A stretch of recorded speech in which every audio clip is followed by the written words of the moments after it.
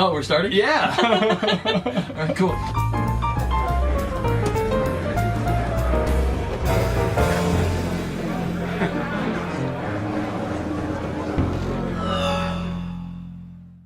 Hey there, I'm Chris.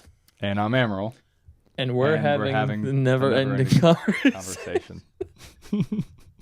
You want to try that again? No, I think that's good. You think it's good? Because it wasn't supposed to line up, right? It was supposed to line up. Oh, we were? Yeah, it was just a joke I to not thought you line it up. I thought we were trying to really do that. No. So the first take was actually good. Okay, it was good. So, hey there, I'm Chris. And I'm Emerald. And we're having the never-ending conversation. Yeah, that's very... It's good. It's good. It's much better. All right. All right, cool. You're up. So yeah, I wanted to... First of all, thanks for coming on the show. Sure thing, man. It's great to be here. Awesome. Well, thanks for naming it what I told you to name it. Yeah, right on. Well, you know, you say some cool things from time to I time. try. Thank you. You make me blush. We're drinking tea. We both have it. Yeah. Don't worry. This is actually pretty nice. It's like a really... It's like a really hippie talk show. We got like cool tapestries and we're in the middle of nowhere. I don't know, man. We are in the middle of nowhere, but if you've ever watched the JRE, we got a long way to go to match. He's got Buddhas on the table. Oh, I got some pretty legit. Some Hindu goddesses over there with some handmade lock that was from Nepal. She has a sitar. Yeah, she got a sitar. Jennifer Very got nice. that for me from California, and it's a really awesome inspiration. Love it. Yeah. So I had what do you couple got? questions for you. All right, cool. I wanted to talk about something because I've been doing this a lot, especially as just like a recording artist, and we've actually tried to do this podcast before. Yep. So I just wanted to ask you, what do you think about what I would call like the perceiver effect? Like we're in the middle of nowhere. Mm-hmm.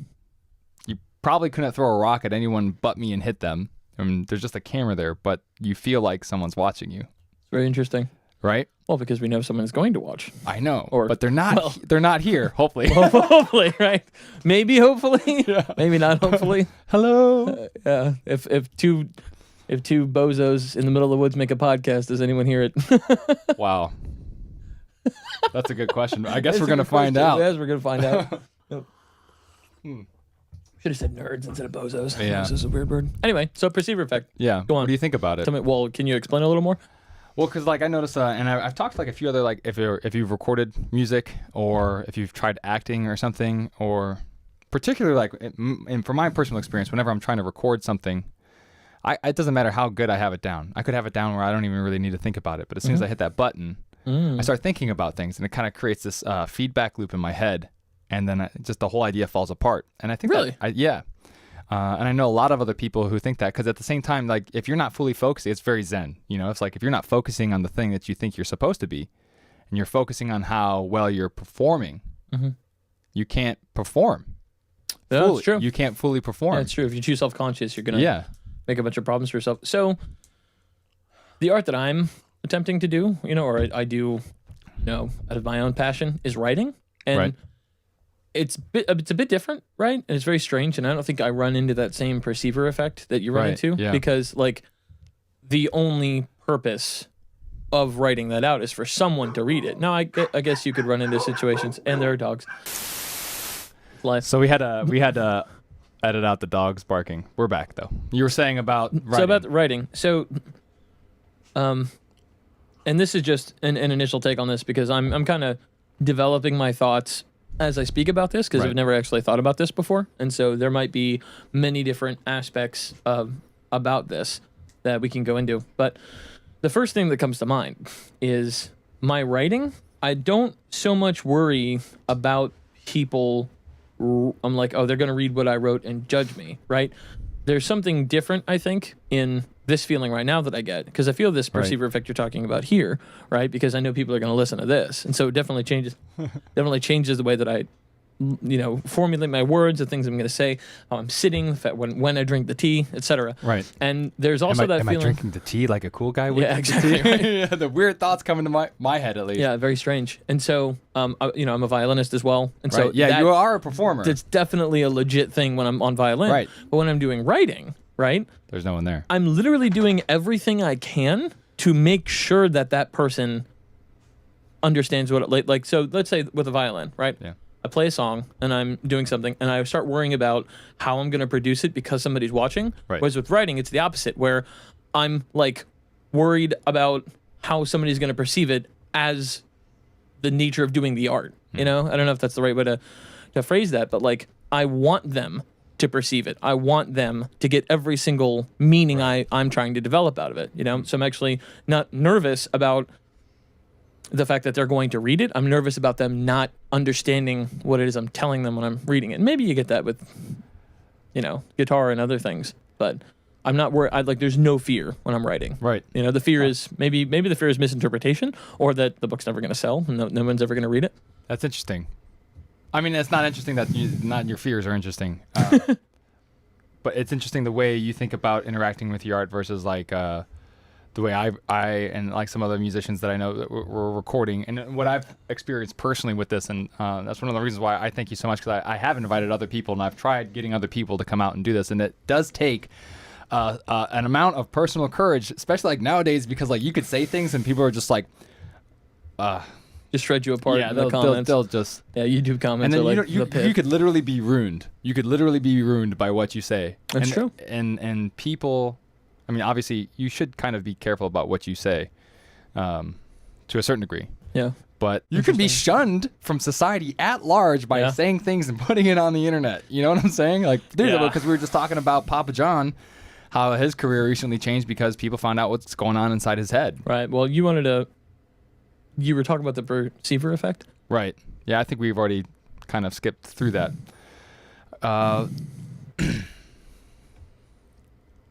So you're asking me about like what? I think we kind of touched on it. Okay. Because you don't seem too fazed by it. I think it's a lot easier when you're hanging out with other people. And I was trying to bring that back to coming out and being on the show. Right. Well, because obviously it doesn't bother you that much, and that's why you're here. Well, yeah, doesn't bother me that much. Or my love for my friend supersedes. Aww. Put little hearts up. You know what I mean? Supersedes any fear of public recriminations for misspeaking. Yeah. You know what I mean? Right. And also, like, you're also a really good dude. Oh, appreciate it. Thank you very much. You are too, right? And like, well, for me, this is fun. This is exciting, this is right? cool. Like it was a 5-hour drive, and you live in the middle of nowhere, all right? And there's sinkholes nearby, and yeah, it is kind of hard. But like pitch black darkness at nighttime, unless it's a full moon. Yes, and there's animals and things, but like there are very few people who I would rather sit down with and talk. And sitting down and engaging with somebody who is like as cognitively aware as you are and just as passionate as you are, you know. And you and I have had this. So we came up with a never-ending conversation, right? That was something a term you coined because of the way that you and I could pick up on conversations after not talking for months, you know? And it's really cool. Yeah. And so for me, it's kind of like my purpose, man. This is kind of like the greatest expression of like who I can be is sitting here talking with you about interesting ideas, and you know, maybe somebody will get something out of it. Yeah, I it's hope great. So too. Yeah, that's really cool. Let's move on to the next thing. Sure. I want to ask you a couple things, and then and even if you want to go back to the perceiver effect, man, I think there's a lot that we can still talk about. Yeah, with that. there is a lot. Yeah. I mean, it goes back into like I think it's something that I run into a lot, especially like being a magician, is metacognition, where you start thinking about thinking. And then when you start or you know, like, why can we even do that? Yeah, it's amazing. Jordan Peterson talks about a really cool thing that's like JBP? basically dropping some names. That you know you split yourself and you're like schizophrenic when you think. Yeah. Because you're basically making these little simulations in your head and watching which one dies first.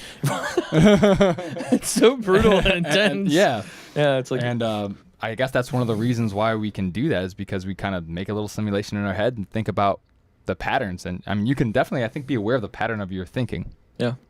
And then like me, specifically as a guitar player, I've noticed that I can play really, really well when I'm not being recorded. But then as soon as that record button comes on, I notice something was happening. And then for me, the perceiver effect was knowing that really I was starting to run another simulation in my head while I'm just trying to play guitar. So that's really interesting. Yeah. And I thought of something while you were saying that. And that was the perceiver effect, right? Is just an effect that like we remember the feeling of what it might be like theoretically to do this in front of other people, even though we're in the middle of nowhere. Right. So the fear of public speaking is so deeply ingrained in humans that like we have this like hopscotch effect that happens when we think about doing something that somebody might see, like even that. if we're not there. The hopscotch effect. Well, I You don't should know if that's write that down. Well, I don't know if it's a technical term, but It works. well, we got it in digital stone right here, so it'll be good. But so I heard something interesting that plays into this point, and it was that people who had done studies, and I don't know if these are 100% accurate, and I haven't actually read the studies myself. This was on a podcast, but it made a lot of sense that we're a tribal society. We have been for thousands and thousands of years, right?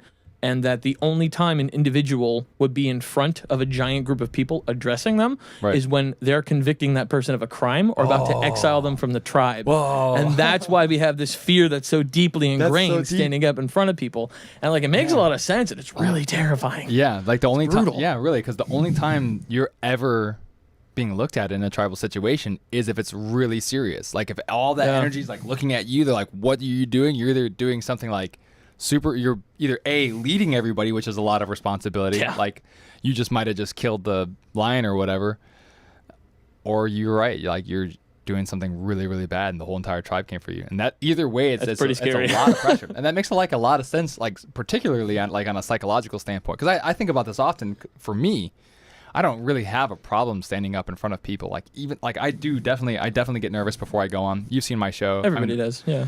My shows up until recently have basically just been like me having a panic attack on stage, and I smile. Consecutive panic attacks. Consecutive, like constant panic attacks. I'm just like, panic attacks. this is what I do. punctuated by brief insights of brilliance. Thanks.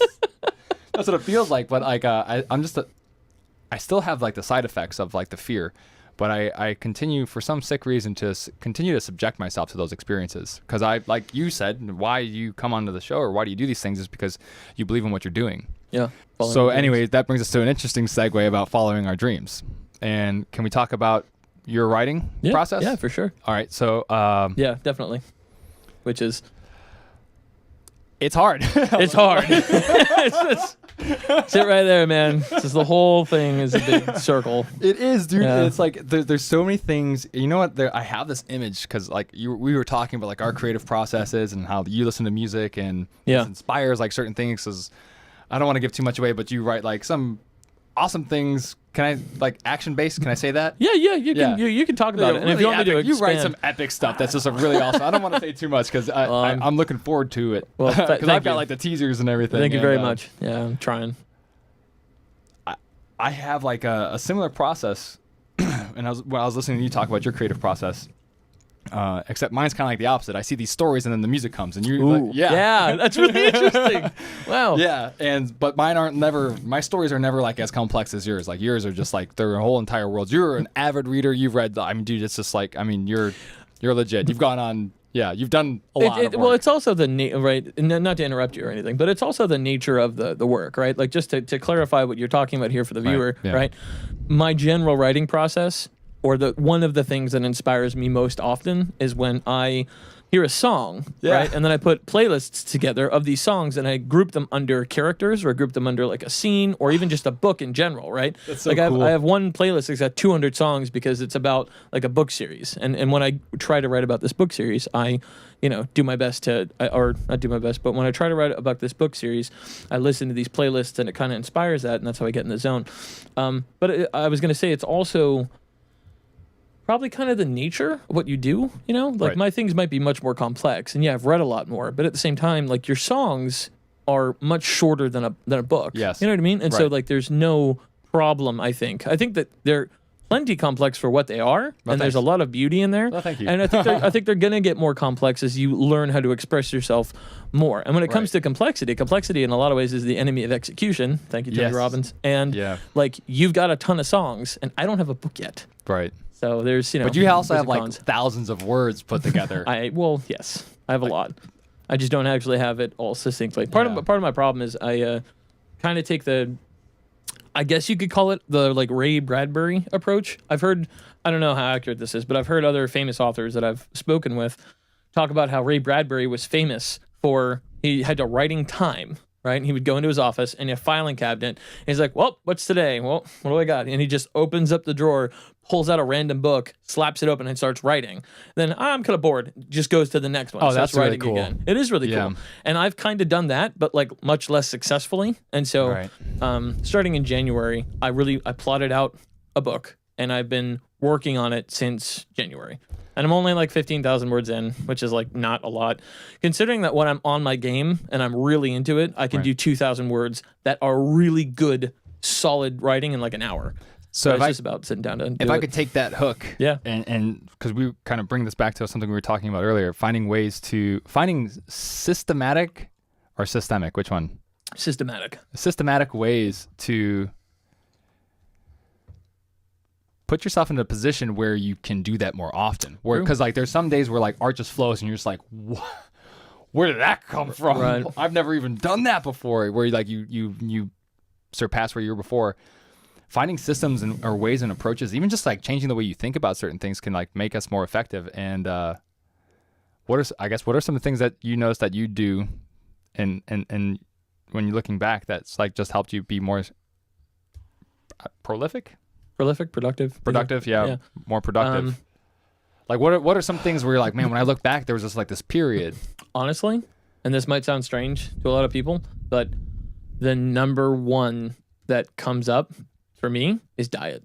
Right. It's so weird, and I never thought that was going to be a thing. Dude, but I'm right there with you. I guarantee you, man, but when I'm hopped up on ice cream and sugar and all this other stuff, like...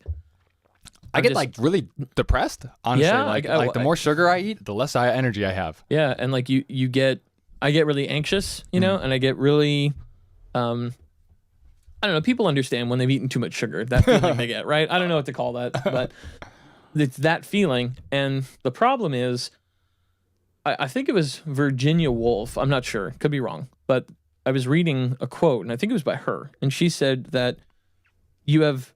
And I'm going to butcher this quote, but she said essentially that the non-writer has no idea how important peace is to the writer, and how the writer, to her, right, she wanted to sit there and just be in her zone and have literally nothing, not even the wind blow, to distract her when she was in the zone, And sugar is like an internal wind blowing when you eat way too much, or when your diet's bad. That. Yeah, because you got all this energy and you're really anxious and you're sitting down at a computer instead of like, look, if you want to carb load and go on a marathon, that's one thing, right? Great. But like, I'm not writing books when I'm running or something, I'm sure there are people out there that could do that. This is my creative process. I just eat like 10 tubs of ice cream and I grab my backpack and I just run on marathons and I swear I write. Just running with that'd be amazing, but not very practical. And so that's one thing, is diet, right? Another one that I've noticed is forcing myself to take time, right? So when I sit down to write or sit down to do any creative endeavor, and yet again, this might just be individual to me, but doing a form of meditation, specifically where I pick one of those playlists and I put the music on, right? Because what happens is I hear a song and then I'll instantly, without trying, I'll just like see pictures, or I'll get this feeling over like a movie scene where I'm seeing things happen and then the music's playing over that, right? And so what happens is I kind of am trying to like hook that again on the line when I listen to the song, and I'm kind of like trying to go back to it. And so that helps a lot. That's awesome. Thanks. I before we got onto this, I was telling you that I had, I'm just bringing this back so we can connect the dots, because when you step into the never-ending conversation, it's like walking into like a ring with like a pro boxer and you've never thrown a punch before. Like we go on some crazy like long tangents that we literally have given each other like an hour platform and like let someone speak, and it's like, all right. Yeah. Well, you said a lot of points, so now I have to rip up. Yeah, dude. Sorry, man. No. Sorry if I went too long. No, that was great. I was just giving a previous example, but that's great because I was talking about because what you provided, I think, makes the point that I'm about to say better or stronger, I should say, because I was telling you the inverse of how I see like these little tiny scenes or like these little tiny moments, and then I write music for them. And this one idea, and I feel like this person, I feel like this character, and I think, well, obviously, like kind of like the art we create, there's a part of us in there. Yeah. You know? Oh, yeah. Like, yeah. Honestly, it's the way I process a lot of things that are going on in my life. And one of those concepts is the Sandman standing up against a tidal wave. Whoa. And Interesting. it's the never-ending title, not to cop the never-ending conversation, but it's like almost like this never-ending torrent of water rushing. I guess a sandman in a river would probably be better. You can have sand in rivers if you're in Florida. I don't know about up north. But anyway, Either way, it never stops. I think it works. And this, what is holding that sandman together as this constant torrent just rushes past you? I don't know. You know, Not much super glue. I mean, I don't know either, and that's what it kind of feels like being a human being sometimes. That you're the Sandman I'm with the this Sandman. tidal wave. It's just like life is just this white water river just rushing past me, and pieces of my being, like my hair, are just washing away. You know, so as I get older, it's just like we're about to be 30. Things change. Crazy. Yeah.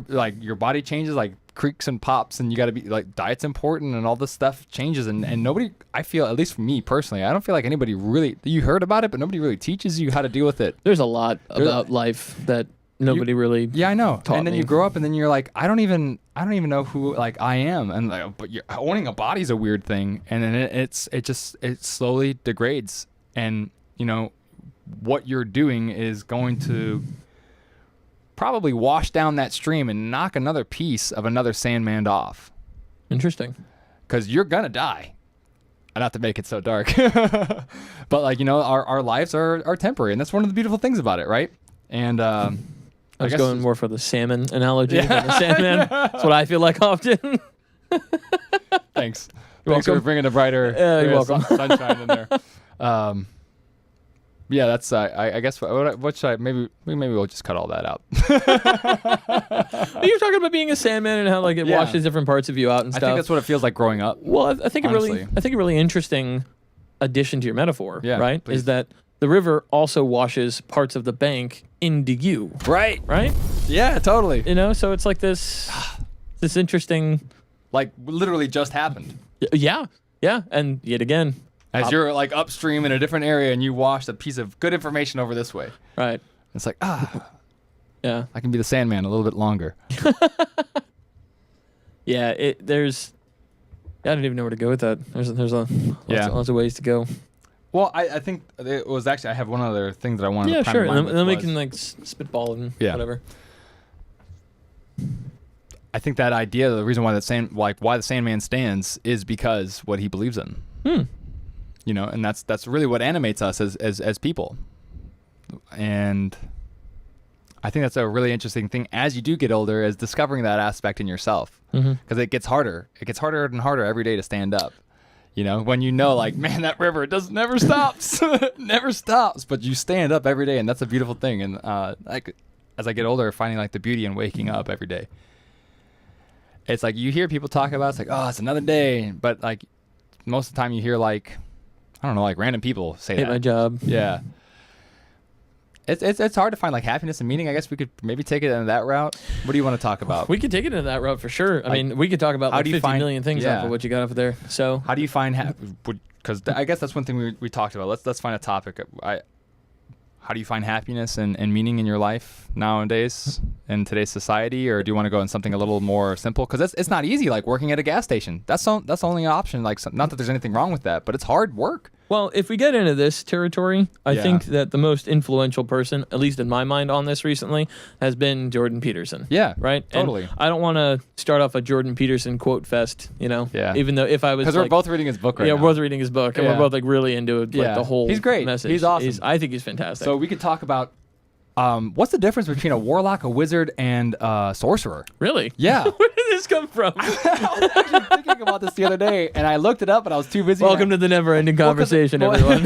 Right, we could just take left turns. You don't know when you're going to die. By That's the way, good. what about those magic tricks? First of all, if anybody has a YouTube comment answer that is a good answer for that, I have a couple, but I'd totally love to hear that. Well, because, you know, like, I think it's come from this because we read fantasy books. Yes. We're big sci-fi Trying people. to write one. Yeah, we love, like, things that are, like, fantasy and great. And that's kind of one thing, like, you do with your art and I do with mine. Is I do mine shorter period bursts with magic. But, you know, everyone says, oh, you're a wizard, Harry. You know, and they give me all that stuff. And, oh, because you do magic? yeah, because I actually do magic tricks. Because you're a magician. Yeah. You're a wizard, Harry. That would be so... All the time. That'd be funny All like the time. twice. Yeah. And then after that, it would be really annoying. Yep. Okay, So so you know what I like to do is that they tell me that, and I go, wow, it's really fun. I've never heard that before. And they're like, really? I'm like, no, I've heard that I hear that like every day. don't be mean to them. Don't be mean to I the do poor it. muggles. All right, just relax. I just mess with them. Though. Yeah, no, trust me. They probably love Yeah. every moment of it. If you've never seen his live show, you need to see his live show. Thanks. Yeah, even on the street, it blows my mind. Thanks, man. So, difference between wizard, sorcerer, and warlock, Yeah. right? So, funny enough, I just read like a 15 novel series on this, right, where he goes into depth on it.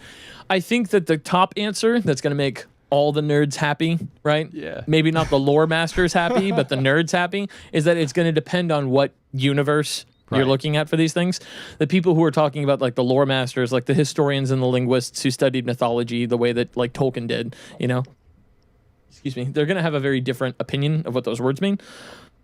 Sorry, again, I don't know what that definition is, but I think that from what I've seen, the general definition is that people use them almost willy-nilly interchangeably. Right. You know what I mean? So why are there For so many s- names? So a couple things. So for one thing, for some reason, sorcerers and warlocks are often considered bad guys, but the wizards are often considered good guys.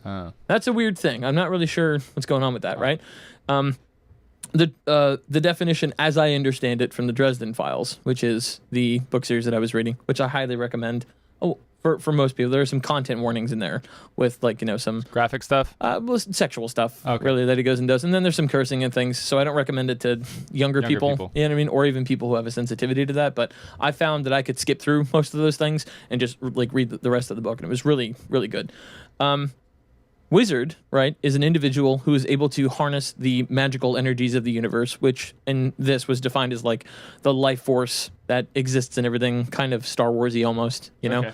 And so they're able to, command these things. There's a lot of interaction with the elements. A sorcerer is a person who is able to manipulate those forces without any innate talent. So they're able to use devices. They're able to use rituals. They're able to use Like spells? spells, right? I guess you could say that. They can draw the diagrams or whatever, pentagram, whatever the heck it is, and use the candles and use all the equipment, okay. and they had the know-how to do certain things, but they couldn't just like call up a fireball the way that a wizard would be able to, right? Okay. And then a warlock is a guy who does what the wizard does, but he's just a bad guy. Oh. That's the thing. Little intermission. So I do have to say, the camera stopped recording, so sorry for the interruption. We're going to pick up where we thought we left off. Yeah, right in the middle of a very stirring discussion. Yeah, wizards, on- warlocks, and sorcerers. Perhaps pointless distinctions. Yeah. But yeah, But interesting. The more you know, right? the more you know. Yeah. I think that's a YouTube channel. Maybe. Probably is. We'll just don't. So where do you want to go from here? So I wanted to ask you actually a couple Okay. questions, right? Oh, the Yeah. So you're often. table has turned. Oh. I mean, it didn't move. No, It's it's an illusion. a bad pun. Sorry. It's okay. I didn't give you much to work with. So I was going to ask you Okay. about you because you're asking me about my creative process, right? And we could go on that all day. A conversation that I found fantastically interesting with you, right? Which most of them are. But the last time I was here, I believe you were talking about magic and mirrors.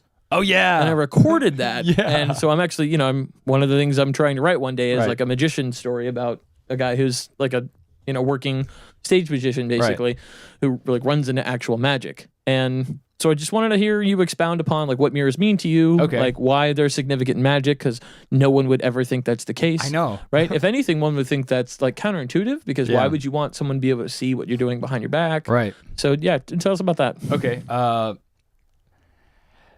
Honestly, it's just kind of like a given when you first start. You just need a mirror to start learning magic. And I'm going to try and think about this so I can put it in a way that sounds entertaining. You don't need to. Just go for the try, truth right? because Yeah. trust me, it's 'Cause I could ramble about this forever, though. dude. I'll cut you off. Don't worry. It's fantastically interesting. Yeah, it's just kind of like the instructions, like just get in front of a mirror and just start practicing. And it wasn't, and I mean, man, yeah, basically, from the starting point of practicing until like up into performing, I hadn't known this until, and I hadn't figured it out until you even asked me the question, like about like Right. what are some things, because you were asking me for Right. It was revelatory Yeah. at the time. you were asking me some things about like being a magician and doing those kinds of sneaky things. Like, what are some things you got me thinking? And then I ended up thinking about mirrors, and it was only, looking back, as there's a mirror back there, that it all kind of fell into place. And that was essentially the reason why mirrors are so valuable, is because it starts sewing into your mind, into your brain, and into your neurons what it looks like from someone else's eyes, where you have complete control where those eyes are in relationship to your hands. Very important. Dude, it's as surgically precise as you can get into training yourself to what your hands look like, mostly when seen from another point of view, right? Because you're always behind the stage, right? And ironically, with like close-up magic, it doesn't really matter where you are. So like if someone's like over your shoulder, there are some things we can do that you're just not going to see regardless. It doesn't matter where you are. Some slights are just perfect. Yeah. Even if you're like what we call burning an object, if you're just looking at my hands, you're never going to see it. In fact, it's like the harder you look, the more you're going to miss. Right. It's like Penn and Teller. They show you everything, and it's still terrifying. Like, it's amazing. You showed me, when we were talking about this, here in this room, you literally like slow motion showed me, and I was like, bro, it's too crazy. And so I think what that does is also helps you kind of undo that in your own head. It familiarizes you and untricks like the way, because pretty much what magic does is it like hijacks your brain, uses patterns. The way you interpret reality. Right. Just mimicking patterns just really, really accurately, but really not the exact same. I don't know if that really makes sense. I'm trying not to give too much away, but the importance of mirrors is, again, the perception and the control of where eyeballs are in relationship to your hand. You use the phrase, a clock of revolving mirrors, about a person in a party. And I'm trying to throw that into my party scene without sounding unbelievably pretentious. It does kind of. It does kind of pretentious. Clock, but it's also really cool sounding. Yeah, that's so, like, essentially what it is. About that. You generate, once you've practiced enough, you kind of generate this holographic set of information. And these essentially, like, it's really mathematical. It's just these graph points. Where can someone's eyes be? Interesting. And then you start learning where someone is. And you can tilt a mirror, and then you can change the relationship of those eyes and the height where you are. So you can put those eyes above you for like a taller person, or below you for a shorter person. And you start essentially graphing the things that you've experienced in the mirror onto what the person is experiencing in front of you. So like I've practiced really crazy, dude. I've done tricks right here in front of a mirror, like a mirror's right here, and you would be my reflection. So I know that there's things I could do right here that you have no idea. Yeah, it looked like eye candy to you. You're just like, wow, how'd that happen? Because I've sat literally thousands of hours in front of mirrors going and just practicing. And the thing is, and that's one of the phrases that they say, is that if you can fool yourself, you can fool others. That's crazy. There's something really beautiful and deep, I think, about the whole phenomena of the magician as it relates to creativity, right? Right. One of my favorite authors, right? Brandon Sanderson might be my favorite living author, right? The guy is unfailingly like generous and humble and informative, and he's fantastically talented. He says that when you're writing, you are essentially a stage magician because you get to control, in some ways, more than what a stage magician controls, because you get to control every single possible variable about the reality that you're creating. Right. And the and control I think of information, the flow of it. Exactly. And I think that you can even kind of do that in music, right? I think obviously you do that in dance. Yeah. And I think that there's something integral to storytelling, which we're big fans of Jordan Peterson, and I'm a huge fan of the whole storytelling and archetypal process and all that. I think there's something integral to the thing that you've mastered, really, to storytelling, I think, in general. And so, like, it's just, I think it's really cool. I still don't have all the pieces. I'm still working on it. Yeah. But it really means a lot because, like, I know I've read your work, and that means a lot coming from you. Because I don't think either of us, like, we don't like crap. Like, we don't like crap. No, we don't. Yeah, if it's not good, and it also puts a lot of pressure on you as a creator, right? Because you spent your life like looking at all this great art, and then you try making it yourself, and then when you realize it's just not good, it hurts your feelings. It hurts your feelings. You're like, what am I doing? Yeah. Well, one of the things that they told me on the cruise, so I went on this writing conference cruise, which was one of the greatest things I've ever done for writing. Awesome. And they said that in this short period of time, do not be surprised if you're writing, you go back and it looks terrible. Right. Because what you've done in this 7 days of like 12 hours or 16 hours a day of just doing writing things, right? What they said was your ability to recognize good writing has far outstripped your ability to create it, because to recognize it, right, all you need is information, right, and a certain ability to perceive. But to create, you actually have to practice, Wow. And so yeah. And so I think that's applicable for most things. Yeah, I'm thinking about the same thing, because like now I've after I'm about to graduate, I can look at music and I go, wow, that's so much better than what I can do. But they're working in like multi-million-dollar studios with like they have like one device that's like worth more than my entire setup. Right. Some vintage thing that like the Beatles used or something. And it's just like, oh my gosh, it sounds so great. It's like, yeah, because we got like all the money here. Yeah, well, and a lot of those guys probably also have all the practice. Exactly. You know what I mean? The Like, other they've half spent of the it time. was, it takes time to learn how to run all that. Like, dude, this is my studio and I run it, and sometimes I look at myself and I go, I know better than this. What am I doing? Yeah. And like, that really made things click. You can have the information, but the practice takes more time. Really does.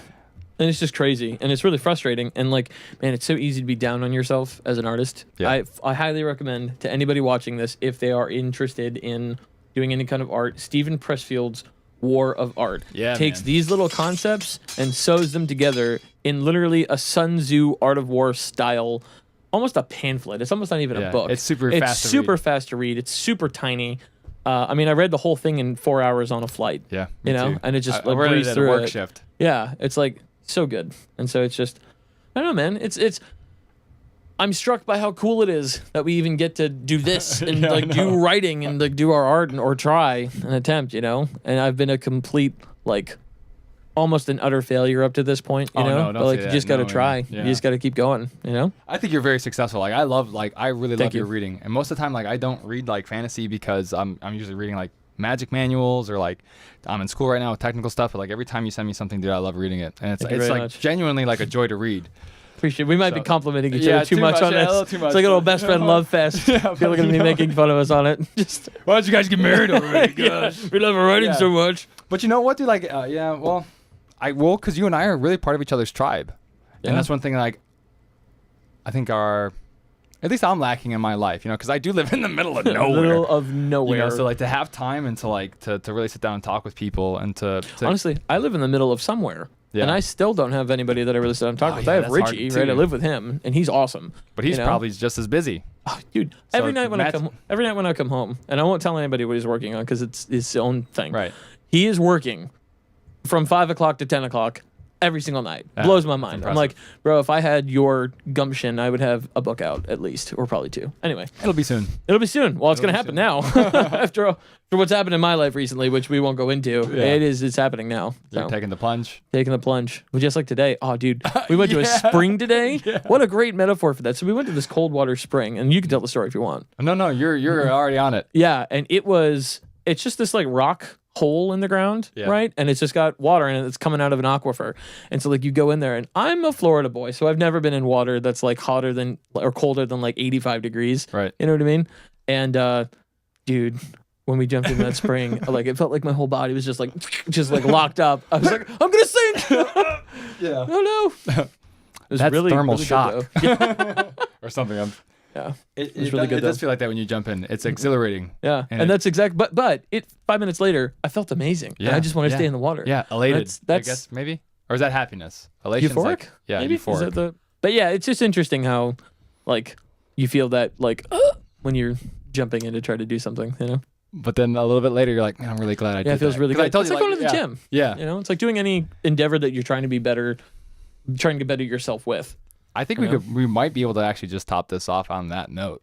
If you're cool with that, yeah. I don't know how long we've been talking. But I think it's a really good one to like leave on a high note. Okay. Just jump all in. Don't think about it. Don't think about it. And don't try to tiptoe. Yeah. Right? Don't try to tiptoe into the lake. Walk down the stairs and you maintain, because there's stairs and then there's water, right? And this is a metaphor, I guess we'll leave on this. Sure. The water is really cold, but you can't stop. You just got to keep going. Yeah, and that doesn't mean jump head first into water you can't see, so you break your neck. Right, you know exactly. What I mean? But it does mean, constant pressure into the thing you don't want to do. Yeah. Because 5 minutes later, you're gonna be really happy you did.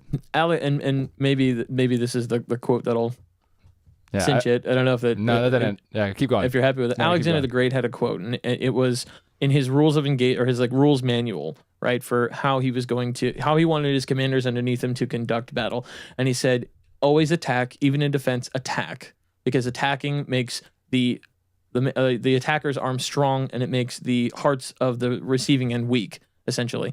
And he said, if I ever find a man holding command on the field in a defensive position under me, he will never hold command again. Wow. Because it was that important to him that people did that. And I butchered the quote a little bit, but I think that's, you have to commit. It's good. Come back for the next time, and thanks for stopping by.